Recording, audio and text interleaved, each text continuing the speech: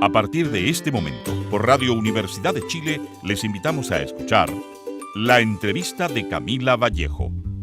Un espacio para reflexionar, debatir ideas y compartir puntos de vista.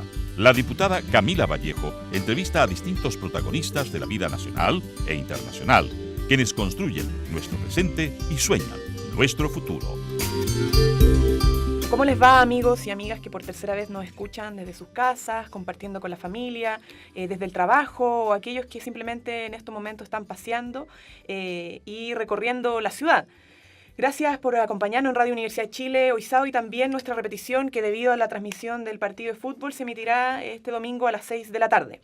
En especial quiero saludar a la gente de Puerto Montt, de Puerto Octay, de Puerto Varas y a toda la región de los lagos, quienes han sido afectados por la naturaleza, por la erupción del volcán Calbuco, que ha sido una tragedia que ha conmocionado, sin lugar a dudas, a todo el país. Saludar en especial también a los familiares que están preocupados en este momento por la situación de su familia que habita en la región de los lagos. Bueno, ¿qué nos convoca hoy día en este programa? El lunes pasado, una de las noticias centrales que recorrió Chile fue la presentación de un proyecto de ley en el marco de la reforma educacional que apunta a una nueva política nacional docente. Yo tuve la oportunidad de participar en la firma del proyecto, donde la presidenta Michelle Bachelet se refirió a sus principales ejes, a su justificación, a sus objetivos. Y el día martes, en la sesión de la Comisión de Educación, tuvimos también la oportunidad de conocer a través del ministro de Educación el detalle de este proyecto de ley y poder también hacerle preguntas para poder avanzar en esta materia y despejar ciertas inquietudes que hemos presentado tanto los parlamentarios como también los mismos profesores con los cuales hemos estado hablando desde ya hace bastante tiempo. El tema de los profesores de la carrera docente constituye una deuda histórica. O sea, no hablamos solamente de la deuda previsional, sino que de una deuda con la dignidad de los profesores y profesoras de nuestro país que ya lleva décadas, ¿cierto? Entonces, constituye este proyecto, sin lugar a duda, un avance que estemos hablando de una verdadera carrera docente, pero todavía nos vemos inmersos en ciertos elementos que a lo mejor no están suficientemente despejados. Y para poder profundizar en esta materia es que hemos invitado al coordinador de esta política nacional docente, del Plan Nacional Docente, quien representa en este momento al Ministerio de Educación, señor Jaime, y profesor de Historia y Geografía además, señor Jaime Beas. Mucho gusto, muchas gracias por estar aquí con nosotros en nuestro tercer programa, por aceptar esta invitación, estar a disposición de hablar en profundidad de este nuevo proyecto que es un importante avance, ¿cierto?, que abre una discusión trascendental, no solamente para nuestros niños y para nuestras niñas, sino que para el futuro de la educación y para la dignificación de la labor docente. Don Jaime, ¿qué es lo que nos puede contar para comenzar de este proyecto? ¿En qué consiste? ¿Cuáles son sus principales ejes, sus justificaciones, sus objetivos? ¿Qué es lo que abarca esta nueva política nacional docente? Muy bien, primero muchas gracias, Camila, por la invitación, y saludo a la Universidad de Chile, a la radio de la Universidad de Chile. Y también me sumo a los saludos a los habitantes que están en torno al volcán Calbuco. Yo veraneo normalmente en Frutillar, por lo tanto conozco muy bien esa zona. Todo el saludo, además de los funcionarios del Ministerio de Educación, me hago cargo de aquellos, pues, y de nuestros colegas que están también en la zona, un particular cariño a todos ellos. Bien, efectivamente, este día lunes, en el Centro de Perfeccionamiento, Experimentación e Investigaciones Pedagógicas, CPIP, del Ministerio, institución señera a propósito de reformas vinculadas a nuestros profesores, ¿no? Fue una institución que se creó por parte del presidente Eduardo Frei Montalva para dar curso a una gran reforma educacional que se hizo en la oportunidad, y que esta pretende también emular a esa por las pretensiones de ser una reforma estructural como está haciendo. Hicimos esta ceremonia en el CPIP con mucha alegría por parte de los que participaron. ¿Y para qué esta política nacional docente y este proyecto de ley? Lo primero que tiene al frente esta política tiene que ver con el derecho social a la educación. Nuestros estudiantes, las familias, nosotros, a mí me correspondió hacerlo como académico, marchamos por Santiago muchas horas. Y lo que reivindicamos fue el derecho a la educación, el fin al lucro. Y el derecho a la educación como un derecho social, contestó la Presidenta de la República en su programa de gobierno. Pues bien, ¿qué significa el derecho social a la educación para nuestros niños, niñas, jóvenes y adultos? El derecho al aprendizaje. El derecho a un aprendizaje integral, el derecho a un aprendizaje que desarrolle al máximo el talento de todos nuestros niños, niñas y jóvenes con prescindencia de dónde nacieron. Un derecho al aprendizaje que quiere romper la exclusión y la fatalidad de la cuna. Ese es el compromiso moral de esta política nacional docente. Quiero decir con esto, Camila, que no hay que perder de vista, y lo digo a nuestros auditores, que este es el compromiso moral. El derecho al aprendizaje. Y por lo tanto, como es un asunto de marca mayor, esta política nacional docente es integral. No es solamente un asunto vinculado a las rentas, necesarias de resolver, sin duda. Es un asunto vinculado a la vida, el ciclo vital de un profesor desde que entra a estudiar pedagogía hasta que egresa. Por lo tanto, a la pregunta cuáles son las componentes de esta política docente, nos ocupamos de la formación inicial de los profesores, nos ocupamos del ingreso al ejercicio de la profesión, que es un tiempo muy particular, un tiempo de quiebre importante. Un buen profesor no se forma solo en la universidad, un buen profesor finalmente se forma en la práctica cotidiana, en el ejercicio de su profesión. Una política nacional docente que se hace cargo, por lo tanto, de la formación en servicio para nuestros profesores, profesoras y educadoras como un derecho garantizado, con garantía estatal. Usted va a tener apoyo del Estado. Y nos ocupamos también de la generación de las condiciones necesarias para que en nuestras comunidades escolares existan comunidades de profesores, de profesionales de la educación que aprenden los unos de los otros. En consecuencia, es un proyecto que tiene una intención sistémica y que, por lo tanto, dispone a la profesión docente ante la sociedad con una imagen de profesionalidad distinguida, considerando lo complejo que es esta profesión docente. Yo recién lo conversaba antes de entrar acá, es una profesión que está dotada durante el desempeño, durante la vida laboral de un profesor, de un alto dinamismo, porque cambian los conocimientos, porque muta la cultura, porque cambian los estilos de aprendizaje de las nuevas generaciones. Hoy día manejan hasta 4 pantallas simultáneas y nuestros profesores trabajan a veces solo con 2. En algunos casos con muy pocas pantallas. Vale decir, estas miradas múltiples cambian los niños, cambian los aprendices. Y además cambia el propio profesor por el paso de los años. Es una profesión dotada de dinamismo. En consecuencia, dicho esto, esta política nacional docente crea un sistema de desarrollo profesional docente. Y compartimos en esto con todos los actores, con los gremios. Desarrollo profesional docente porque se hace sensible este sistema a que el tiempo pasa y que necesita apoyo el profesional de la educación para ese tiempo y también necesita demostrar en ese mismo sistema que tiene unas altas cualidades o unas altas capacidades. En consecuencia, un sistema de desarrollo profesional docente como parte de una política nacional docente que establece obviamente una carrera, pero que es mucho más que simplemente una estructura necesaria de remuneraciones para nuestros profesores. Estamos hablando con el profesor de Historia y Geografía, don Jaime Beas, quien además trabaja del 2001 en distintas tareas en el Ministerio de Educación. Es profesor, fue profesor de la Universidad de Chile y que más desde el 2014 estuvo a cargo del programa de educación continua del expedagógico. Así es. Don Jaime, cuéntenos un poco más respecto para hablarle tanto a los profesores como a las familias, porque está claro y esto es una posición bastante transversal en nuestra sociedad. Se ha dicho desde siempre que para mejorar la educación de nuestro país, mejorar la educación de nuestros niños y nuestras niñas, tenemos que atacar o mirar más bien hacia los profesores, ¿cierto? Hacia su formación, su desempeño, tanto a través de la carrera como particularmente dentro de la sala de clases, que es algo que también tiene que reconocer la carrera profesional docente. Y un elemento sustantivo, justamente para cumplir con esta meta o con este objetivo moral, que bien tú dices de que el desarrollo del aprendizaje de los niños y las niñas no esté determinado por su cuna. Eso requiere un profesor bastante capaz de poder entregarle todo a los niños y las niñas en la sala para poder distinguir, ¿cierto?, sus diferencias, sus habilidades, sus aptitudes, potenciarlo, poder levantar a aquellos que están quizá un poquito más atrás.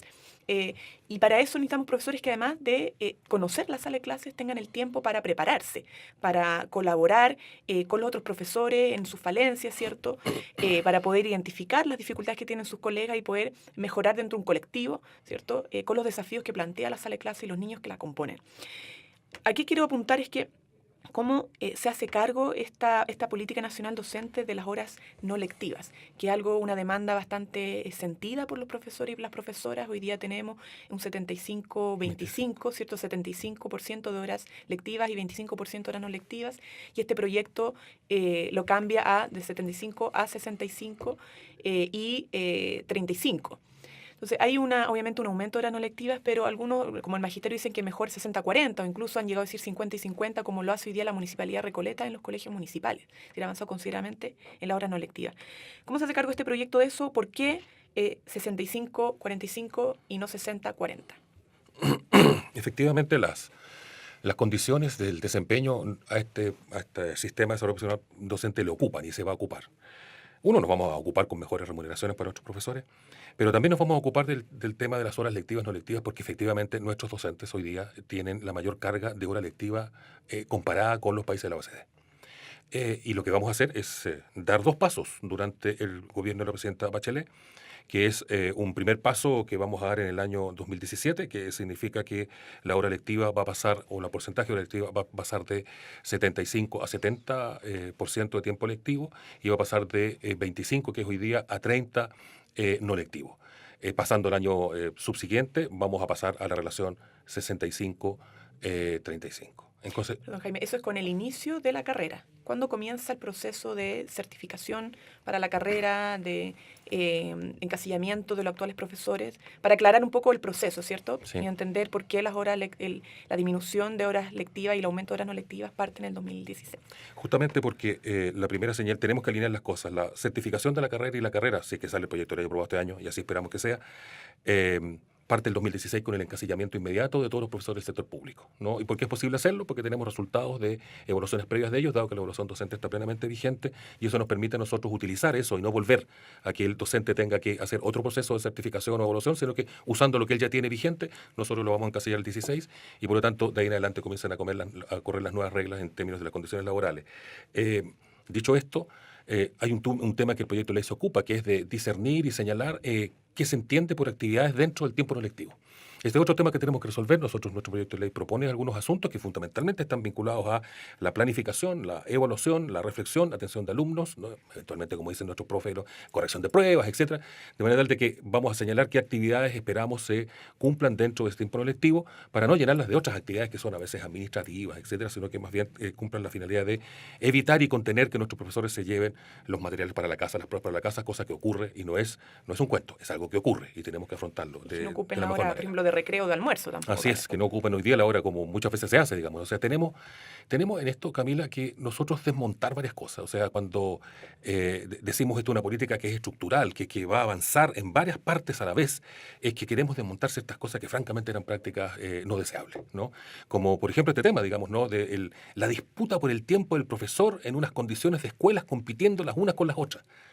Por esa razón que nosotros mandamos un proyecto de ley que se aprobó, el proyecto de inclusión de mucho debate, porque queríamos cambiar las reglas del juego. No queremos escuelas que compiten la una con la otra y profesores que son estresados por competir los unos con los otros. Esta política nacional docente va exactamente en la dirección contraria. Va en la lógica de la colaboración, del trabajo tranquilo y profesional. En consecuencia, cuando partamos, ya partimos con más tiempo no lectivo y vamos a avanzar progresivamente a un mejor tiempo no lectivo. Sabemos y somos conscientes de las demandas de algunos movimientos. Hay un movimiento que se llama 50-50, que quiere 50 tiempo lectivo, 50 no lectivo, y yo quiero decirlo de paso inmediatamente. Tener una relación de esa naturaleza significa duplicar la cantidad de docentes que necesitamos en el sistema. Porque si hay un tiempo lectivo que yo dejo de hacer porque me disminuyó, ese tiempo lectivo, vale decir, esa hora de clase, la tiene que hacer otro profesor, que tiene espacio en su contrato para hacer esa hora de clase. Dicho esto, significa que si yo voy a 50-50, necesito, hoy día son cerca de 205.000 profesores los que prestan servicio en el mundo que recibe aportes del Estado. Significa que necesito el doble de profesores, porque lo que voy a tener que hacer es tener otros profesores que sirven las horas que dejan los otros. Entonces, eso es, por ahora, en esta etapa, no es alcanzable. Para el país, para la escala país. El costo de lo que significa mayor tiempo no lectivo es un costo alto dentro del informe financiero que se entregó el día martes, pero entendemos que ya el 2016 damos un paso y también entendemos que hay experiencias locales como la que tú indicas, Recoleta, y otras comunas que también están en esta condición, pero lo importante también para nosotros es decir que estas condiciones van a ir para todos los mundos que reciben apoyo del Estado. Y eso también es una buena noticia. Y en el caso del mundo particular subvencionado, a tu pregunta respecto a cómo esto escala, nosotros el mundo particular subvencionado lo vamos a invitar a ingresar al sistema de desarrollo profesional docente a contar del año 2018. ¿Y por qué decimos 2018? Porque hay una regla que tiene que ver con la ley de inclusión que establece que al 2017 todos los establecimientos del mundo particular subvencionado deberán estar en condición de fundación o corporaciones sin fines de lucro. Después de eso, entonces, el 18, deberán estar todos listos con aquella condición jurídica y podrán ingresar a la carrera profesional docente, y vamos a dar un tiempo de 7 años para que ingresen gradualmente y voluntariamente. Correspondiendo al cabo de los 7 años, al año 8, todos deberán estar ingresados en el sistema de desarrollo profesional docente. Esto incluye a los docentes que trabajan en los establecimientos 3166 de administración delegada. En consecuencia, allí también, para todos ellos, hay más tiempo no lectivo, y eso es muy importante decirlo, porque es para todos los que estén concernidos en la carrera.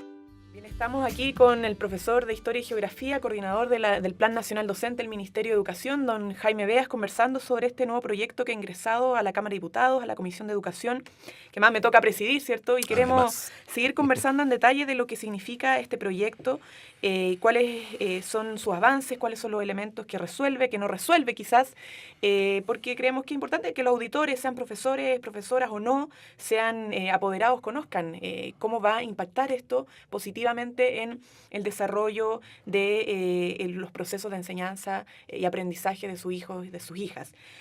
Bueno, estamos hablando de particularmente las horas no lectivas y lectivas, cómo se aumentan las horas no lectivas en este proyecto. Y yo quería, Jaime, preguntarte a propósito de la universalización de la carrera en el sistema particular subvencionado, ¿cierto? Que tú muy bien dices que tiene que ir justo posterior de que los colegios particulares subvencionados pasen a ser fundaciones sin fines de lucro, que haya más probidad, por lo tanto, en el uso de los recursos públicos que reciben, porque más de una carrera que va a implicar aumento de remuneraciones y ese aumento lo pone el Estado, por lo que entiendo. Así es. Explícanos un poco más en detalle lo que significa esta carrera docente, cómo reconoce el desempeño y la profesionalización en clases, ¿cierto?, de los profesores y profesoras en términos pedagógicos, en términos de conocimiento, cómo se hace este proceso de reconocimiento a través de la certificación y qué implica esto en materia de remuneraciones. Efectivamente, Camila, tú usas un verbo que nos va a acompañar de aquí en adelante en la profesión docente, que es certificación, ¿no? ¿De qué se trata este asunto? Se trata de que hacemos dos preguntas. ¿Cómo enseña un profesor? ¿Y cuán bien conoce lo que enseña? Esas son las dos preguntas que están a la base de la certificación. ¿Cómo enseña? Lo vamos a recoger a través de un portafolio. Un portafolio que ya el mundo municipal conoce, porque es el mismo que se usa para evaluación docente. No es un portafolio nuevo, no es que se agregue otro portafolio. Aquí hay harto debate respecto al tema portafolio. Si tenemos tiempo podemos conversar respecto a aquello, pero es un portafolio en donde el profesor lo que hace, escoge una unidad de aprendizaje que él está impartiendo en su año escolar. Por lo tanto, no es artificioso, no es que él escoge algo que quiera, sino que está haciendo clases, supongamos, de historia en primero medio. Por lo tanto, le va a corresponder ese año de la certificación dar cuenta de un portafolio respecto de la planificación de una unidad de aprendizaje de historia de segundo medio. Y tiene que planificar los instrumentos de evaluación, etcétera, una filmación de clase que se ha prestado para mucho asunto a propósito de que es una teatralización. Nosotros podemos probar de que no hay tal teatralización, sin perjuicio que se intenta hacer teatralización según algunos, pero yo confío mucho en la ética de mis colegas. Yo creo que cuando por ahí uno escucha asuntos que son colaterales, pero no, es que se vendan los portafolios, es que las clases son esto, yo creo que hay un atentado a la ética docente también bastante presurosa, ¿no?, e irresponsable que se hace. Digo entonces, ¿cómo enseño? A través de un portafolio, pero también ¿cuánto manejo lo que enseño? Y aquí hablamos y nos metemos en el mundo de los conocimientos disciplinarios y pedagógicos. Cuando digo pedagógico me refiero a que saber mucha geografía, como probablemente tú sabes, Camila, porque eres geógrafa, no es suficiente en esta certificación.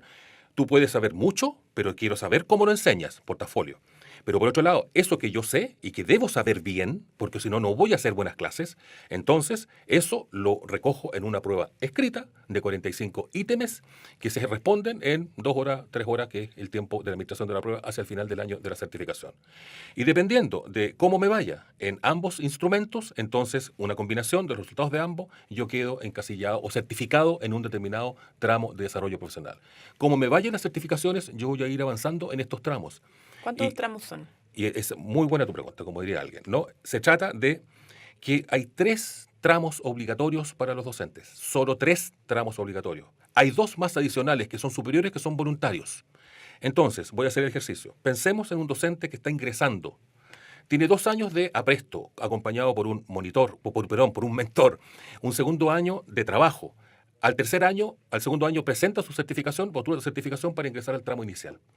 Le fue bien, ingresó al tramo inicial, tiene las competencias esperadas para ese nivel de desarrollo profesional, que es el del iniciante, el del principiante. No son instrumentos que vayan a preguntarles conocimientos disciplinarios del grado doctor. No, son aquellos conocimientos suficientes para una persona que está ingresando a la profesión. Los instrumentos se calibran, dando cuenta el tiempo del desarrollo, de lo que se espera. Al profesor en los tramos expertos yo le voy a pedir otras cosas. Le voy a pedir que si bien sabe muy bien geografía, si bien la puede enseñar bien y hacer inferencias con ese conocimiento, voy a hacer preguntas más complejas, ¿no?, en la prueba escrita. Si él ingresa, la segunda fase que tiene es en el tramo inicial, tiene a los 4 años siguientes, debe certificar para pasar al tramo temprano.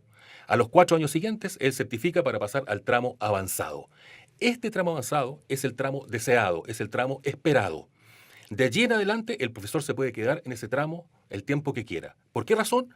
Porque esta carrera reconoce la función docente de aula, pero también reconoce otras funciones dentro de la escuela y las remunera en algunos casos. Por lo tanto, el profesor, para incrementar su remuneración, que siempre le va a ir creciendo por antigüedad, si quiere incrementar su remuneración, puede tener otras funciones dentro de la escuela, distintas a las de director, para incrementar su renta y por lo tanto se puede quedar en el tramo avanzado. Una regla excepcionaria que hay en esto es aquel docente que, estando en el tramo inicial y va a pasar al tramo temprano, vale decir, del 1 al 2, para ser más claro, le va muy bien. Es un chico o una chica talento. Entonces, en ese caso, él se podrá saltar el tramo temprano y localizarse inmediatamente en el avanzado. Y con la renta correspondiente al avanzado, porque cada tramo tiene su renta asociada. En consecuencia, un docente puede llegar al tramo deseado en los hechos en 5 años. Y por lo tanto, eso acorta la posibilidad de llegar a un estadio que es de mejor remuneración y un estadio donde él demuestra tener las competencias que tiene. Los 2 tramos superiores, ¿no? Superior y experto, son voluntarios. Si él quiere, el docente certifica. Si me devuelvo en esta trayectoria que acabo de explicar, ¿cuántas certificaciones tiene que hacer un docente en su vida para llegar al tramo avanzado obligatorio? 3 certificaciones. Solo 3 certificaciones. Ninguna certificación más. Esto no es una fiesta de evaluaciones. Son 3 certificaciones. El resto es voluntariedad. Y eso se lo quiero decir a mis colegas, no solamente para tranquilizarlos, sino para ser preciso. No, son solo 3 certificaciones. En consecuencia, ese es el tránsito y cada tramo tiene asociado una renta. Jaime, tengo varias preguntas y para un poco tratar de representar las inquietudes que se presentaron en la Comisión de Educación el otro día, pero voy a tratar de resumirlo porque estamos como cortos de tiempo. Lo primero, las remuneraciones. Partimos con, entiendo, 800.000 pesos brutos al ingresar simplemente a un establecimiento educacional. ¿Hasta cuánto puede llegar de acuerdo a las etapas o a los tramos de la carrera? Lo segundo tiene que ver con si es que un profesor le va mal en la certificación. Si no logra ni siquiera el nivel inicial, básico, mínimo, ¿qué pasa con ese profesor y cuál va a ser la responsabilidad tanto del Estado como de las instituciones que la formaron para garantizar que ese profesor pueda no solamente ingresar a la carrera, sino que ascender en la carrera docente? Hablo del Estado en materia, por ejemplo, el rol del CPIP y las universidades que lo formaron, cómo se hacen cargo, podrían hacerse cargo de haber formado profesores que ni siquiera pudieron entrar o superar el tramo inicial. Y bueno, me queda una pregunta más, pero creo que con eso ya es bastante para poder explayarse, don Jaime. Rentas y tramo inicial. Respecto al tema de las rentas, a diferencia de cómo crecen las rentas hoy día de nuestros docentes del sector público, que es de una manera bastante plana, que crecen por antigüedad o por perfeccionamiento, de una manera bastante predecible además. Esta estructura de rentas que está asociada al sistema de desarrollo profesional docente tiene un piso superior, primero, un piso superior en cerca de un 30% de lo que hoy día un docente entrante por 37 horas de trabajo está percibiendo actualmente, ¿no? Un 30% superior son los 800.000 pesos, y si estuviera por 44 horas, si ingresara por 44 horas, son 950.000 pesos, ¿no? Brutos, lo cual siempre todo esto se habla en bruto. Por lo tanto, tenemos primero un piso más arriba. Hay un salto importante en las rentas en el tramo avanzado, que es el tramo que nosotros esperamos que estén todos los docentes. Y obviamente es mucho más que 1 millón de pesos, mucho más que 1 millón de pesos, ¿no? Y es una renta muy atractiva que entendemos, este piso más esta renta, en donde en el tramo 1 hay un crecimiento somero, el tramo 2, es bastante somero, porque nos importa que todos lleguen rápidamente y cuando estén allí se les reconozca remuneracionalmente de alguna manera. Los 2 tramos superiores también tienen salto importante, sobre todo en el último tramo, que si voluntariamente quieren los docentes ir hacia esos tramos, nosotros esperamos que todos los docentes en unos 10 años más estén en el tramo experto. No, es el sueño que uno tendría, ¿no? Porque significa que han tenido un adecuado desarrollo profesional, tiene una renta bastante interesante respecto a sus futuras pensiones, bastante interesante, por decirlo así, bastante más que 2 millones de pesos, ¿no? Es lo que va a tener. Tener presente que esto es la propuesta que ha hecho el gobierno, por lo tanto está avalada, su informe financiero súper sustentable. ¿Qué pasa con un docente que principiante que no certifica a la primera oportunidad? Tiene una segunda oportunidad. En el mismo, pero tiene una segunda oportunidad. ¿Y cómo nos hacemos cargo a tu pregunta, Camila? ¿El Estado cómo se hace cargo? Es que de los resultados de las certificaciones, el CPIP se hace cargo por la vía de ofertar cursos gratuitos para los docentes para que puedan superar esas debilidades. Por lo tanto, hay formación compensatoria. Nosotros nos hacemos cargo en este sistema, no dejamos al profesor solo. Tiene una segunda oportunidad y yo creo que va a ser suficiente. Los que no pasan en las primeras evaluaciones docentes, porque la evaluación docente actual establece que el segundo año un docente ingresante se tiene que evaluar. Los que les va mal en la primera evaluación docente son bastante pocos en realidad. Don Jaime, vea, pregunta breve, respuesta breve, sí o no. ¿Se va a constituir una comisión para revisar la evaluación docente, que ha sido la principal preocupación de los profesores? Así es, se constituye. ¿Participan los profesores? Participa, está establecido por reglamento, y participa el Colegio de Profesores o su representante, la Asociación de Chilenas Municipalidades, porque fue la comisión tripartita que hizo evaluación, representantes académicos de universidades y el Ministerio. ¿Hasta cuándo tiene plazo? No tiene plazo, nosotros la vamos a instalar prontamente, el segundo semestre tiene que estar funcionando esta comisión, y el encargo que le vamos a hacer es perfeccionar el sistema de evaluación docente para recuperar su carácter formativo. Educadoras de párvulo van a ingresar también en la carrera, se van a tomar, entiendo, su tiempo, y estas van a ser de todas las instituciones. Así es, todas las educadoras de párvulos y las que prestan servicios en el nivel de 0 a 4 años van a ingresar a la carrera con las adecuaciones necesarias atendidos sus distintos regímenes laborales. En el caso de Junji, que es una escala funcionaria, por lo tanto le vamos a encargar a la Subsecretaría de Educación Parvularia que armonice este sistema de desarrollo profesional con prudencia, con calma, con los trabajadores de este sector, y por lo tanto no hemos dado el plazo suficiente para ¿Liceo aquello. técnico? Bien. También entre los liceos Perfecto. tengo una duda había respecto a la educación técnica y profesional, está completamente ingresada en la carrera. Es más, los 3166, que son establecimientos de administración delegadas técnicos y profesionales, están todos adentro de la carrera. Por lo tanto, las educadoras diferenciales también, porque también me lo preguntan. Educadoras diferenciales también.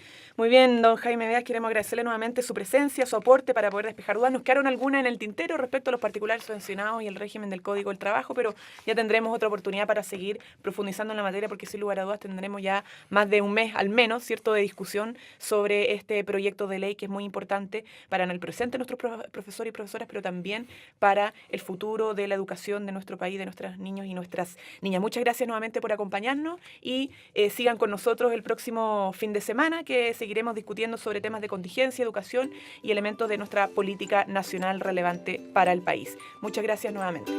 Escuchaste en Radio Universidad de Chile la entrevista de Camila Vallejo. Te invitamos a sintonizarnos cada sábado a la 1 de la tarde, con repetición el domingo a la misma hora. Interactúa con nosotros en Twitter @Camila_Vallejo y @prensa_Camila, o escribe a nuestro correo electrónico prensacamilavallejo@gmail.com. Si te perdiste el programa o quieres volver a escucharlo, ingresa a www.diario.uchile.cl y a www.camilavallejodiputada.cl.